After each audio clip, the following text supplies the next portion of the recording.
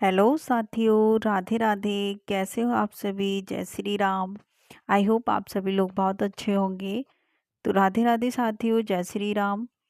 आज हम पुत्रदा एकादशी कब है और किस तारीख को है, व्रत रखने के क्या लाभ होते हैं, इसका शुभ मुहूर्त कब है, पारण हम कब करें, इन सभी के बारे में इस वीडियो में बात करेंगे।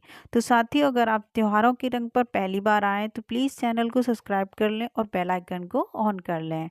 तो चलिए दोस्तों, आज की वीडियो शुरू करते हैं। जय श्री कृष्णा, जय श्री राम। तो पुत्रदा एकादशी सावन के महीने की शुक्ल पक्ष की एकादशी को कहते हैं। जो पुत्रदा एकादशी है वो किस महीने में आती है? वो सावन के महीने में शुक्ल पक्ष की एकादशी को पुत्रदा एकादशी आती है। पुत्रदा एकादशी का व्रत 16 अगस्त को रखा जाएगा और 17 अगस्त को व्रत का पारण किया जाएगा। पुत्रदा एकादशी का महात्म्य और पूजा का शुभ मुहूर्त व पूजा विधि के बारे में अब बात करेंगे। तो श्रावण मास के शुक्ल पक्ष की एकादशी को पुत्रदा एकादशी कहते हैं। पुत्रदा एकादशी अब की बार 16 अगस्त को है। पद्म पुराण में इस एकादशी की महत्व बहुत ही खास माना जाता है। सावन के पवित्र महीने में जब भगवान विष्णु चतुर्मास की निद्रा में होते हैं तो यह एकादशी पड़ती है और इसको पुत्रदायी एकादशी माना गया है। इस दिन विधि विधान से भगवान विष्णु की पूजा करने का खास महत्व होता है। भगवान विष्णु की कृपा से आपकी सभी मनोकामनाएं पूर्ण होती हैं।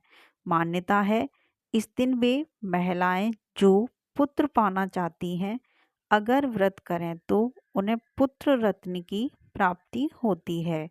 आइए जानते हैं पुत्रदा एकादशी व्रत का महत्व और तारीख एवं पूजा विधि।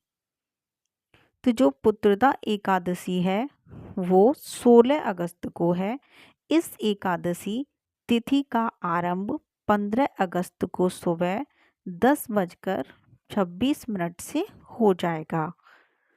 इस एकादशी का समापन 16 अगस्त को सुबह 9:39 पर होगा, यानी कि 15 अगस्त को सुबह 10:26 पर शुरू होगी और जिसका समापन है वो 16 अगस्त को सुबह 9:39 पर खत्म हो जाएगा या फिर समापन हो जाएगा इस एकादशी का।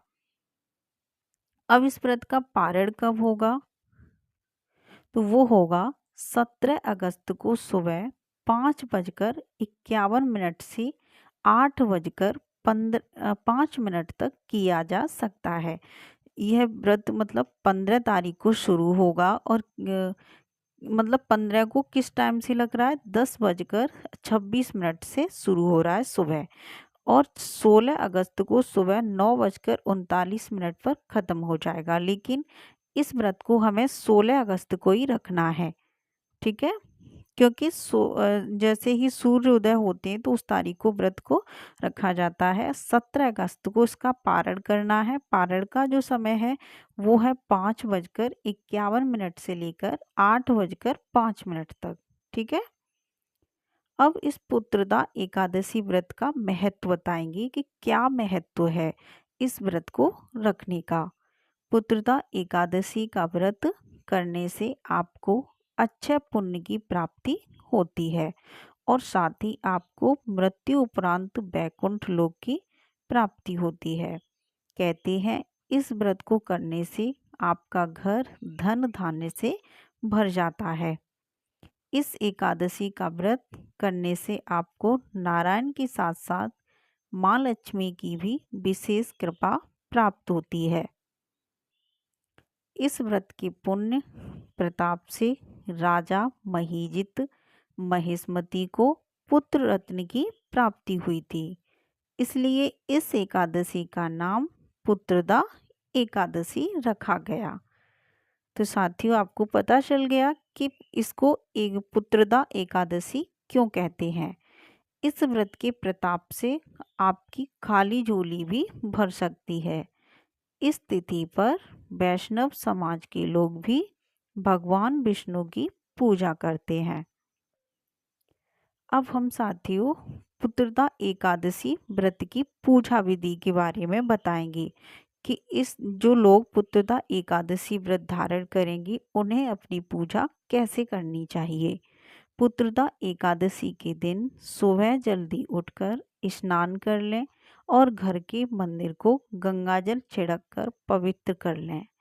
इसके बाद भगवान विष्णु और माँ पार्वती की प्रतिमा को लकड़ी की चौकी पर पीला कपड़ा बिछाकर उस पर स्थापित कर लें। उसके बाद गंगा जल से इसका अभिषेक करें और पुष्प के साथ तुलसी दल अर्पित करें। अगर आपको व्रत रखना है तो व्रत करने का संकल्प लें और यदि व्रत नहीं करना है तो पूजा करके आहार ग्रहण कर सकते हैं। पूजा के बाद आरती करें और भगवान विष्णु को पंचामृत का भोग लगाएं। भगवान के भोग में तुलसी का पत्ता जरूर शामिल करें। तुलसी बिना भगवान विष्णु भोग ग्रहण नहीं करते हैं। तो ये थी पूजा विधि और मैंने बताया कि जो पुत्रदा एकादशी है उसको हम कब शुरू करेंगे तो साथियों 16 अगस्त को शुरू करेंगे और 17 अगस्त को इसका पारण करेंगे। ठीक है, हमने इसमें इसकी पूजा विधि भी बताई है कि कैसे इसको रखा जाएगा और कैसे फिर इसका पारण किया जाएगा, ये और अभी बताते हैं। साथियों इसे 17 अगस्त को पारण करना है, यानी कि अपने व्रत को तोड़ना है। वो तोड़ना है 5 मतलब सुबह का समय है ये 5:51 से लेकर 8:05 तक आप कितने भी समय में अपने व्रत को तोड़ सकते हैं। ठीक है, तो इस समय के बीच में अगर व्रत का पारण किया जाए तो बहुत शुभ होता है। वैसे हम कभी भी कर सकते हैं, तो कोशिश करें कि हमें पारण समय में ही व्रत को तोड़ना चाहिए।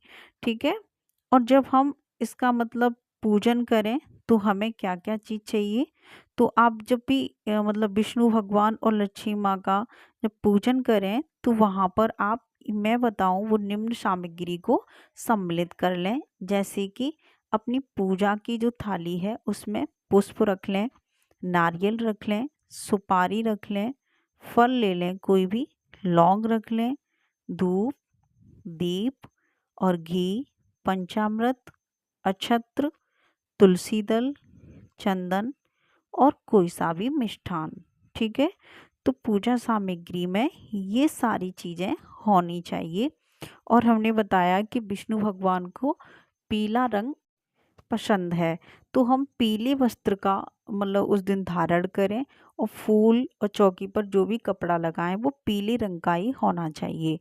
तो जिससे क्या है हमारे विष्णु भगवान जो हैं उनको पीला रंग बहुत पसंद है, तो इन सारी चीज़ों से बहुत खुश हो जाते हैं। जो लक्ष्मी माँ है उनको हम लाल चंदन का तिलक करें और विष्णु भगवान है उनको हम पीले चंदन का तिलक करें। ठीक है, और हमें जब पूजा खत्म हो जाए उसके बाद में आरती करनी चाहिए दोनों लोगों की, लक्ष्मी माँ और विष्णु भगवान की। साथियों जब विष्णु भगवान खुश होंगे तो लक्ष्मी माँ अपने आप आएंगी। तो जय श्री राधे, जय श्री कृष्णा। साथियों चैनल को सब्सक्राइब कर लें और बेल आइकन को ऑन कर